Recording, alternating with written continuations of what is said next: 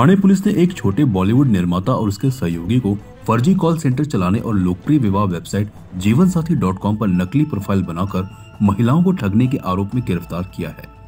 इस गिरोह में अब तक 30 महिलाओं को निशाना बनाया गया, जिनसे कुल मिलाकर लगभग 1 करोड़ की धोखाधड़ी की गई है। पुलिस जांच के अनुसार आरोपी शादी के इच्छुक पुरुषों के नाम पर आकर्षक प्रोफाइल बनाते थे और उन्हें भावनात्मक रूप से फंसाकर पीड़ित महिलाओं से पैसे ऐंठते थे। इस ठगी में इस्तेमाल किए गए 9 लैपटॉप और राउटर को मुंब्रा पुलिस स्टेशन के अधिकारियों ने जब्त कर लिया है। पीड़ित महिलाओं की शिकायत पर मुंब्रा पुलिस ने सक्रिय होकर मामले की जांच शुरू की। ठोस सबूत मिलने के बाद आरोपी को गिरफ्तार कर लिया गया। अब पुलिस इस मामले में और गहराई से जांच कर रही है कि इस गिरोह ने कितने अन्य लोगों को ठगा है और उनका नेटवर्क कितना बड़ा है। एक गुन्हा दाखल केला होता 10/10/2024 मध्ये। एक मुलगी आहे, तिला जीवनसाथी.com वरनं एकाने प्रपोज केलं आणि त्यांचं लग्न ठरलं।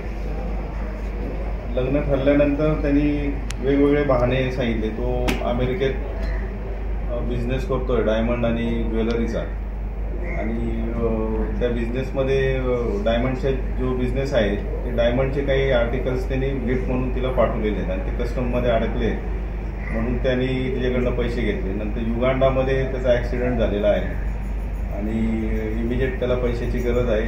त्याकडे जी करन्सी आहे ती त्या देशात चालत नाही असं सांगून तिच्याकडनं वेगवेगळ्या बहाण्याने जवळ 13,54,981 रुपये त्यांनी घेतले। त्यानंतर हे बरेच दिवस चाललं होतं म्हणून तिला संशय आला आणि मग तिने पोलीस स्टेशनमध्ये गुन्हा दाखल केला।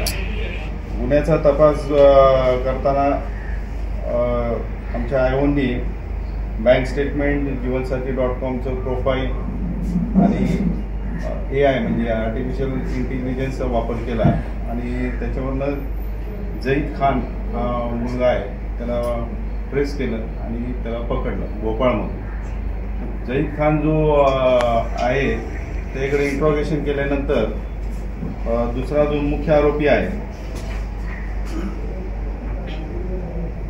एजाज अहमद, त्याचं नाव फाद आहे, उर्फ फाद, हा आरोपी मिळून आला आणि या आरोपीने बनावट कॉल सेंटर चालू होतं त्याचं आणि जॉयझा म्हणून एक वेबसाईट तो चालवतो, त्याच्यावरून ते चॅटिंगची फॅसिलिटी देतात।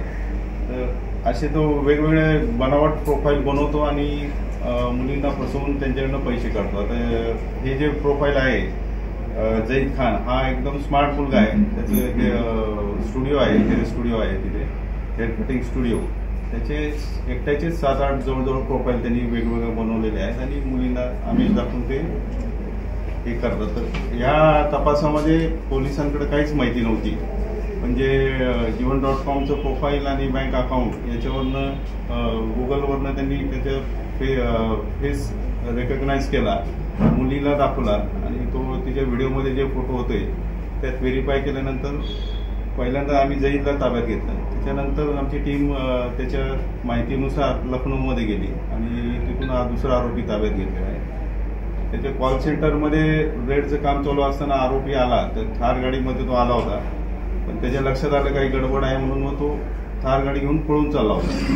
लोकांनी आमच्याजवळ 5-6 किलोमीटर पाठलाग करून दुसरा आरोपी ताब्यात घेतलेला आहे। या गुन्ह्यात जे रक्कम गेलेली आहे ती सर्व रिकव्हर केलेली आहे आणि अशा प्रकारे अजून काही इतर फसवणूक झाली आहे का याचा पोलीस तपास करत आहे। CEN न्यूज, देश प्रदेश की ताजा तरीन खबरों के लिए CEN न्यूज को सब्सक्राइब करें और रहें पल पल की खबर से हर पल बाखबर।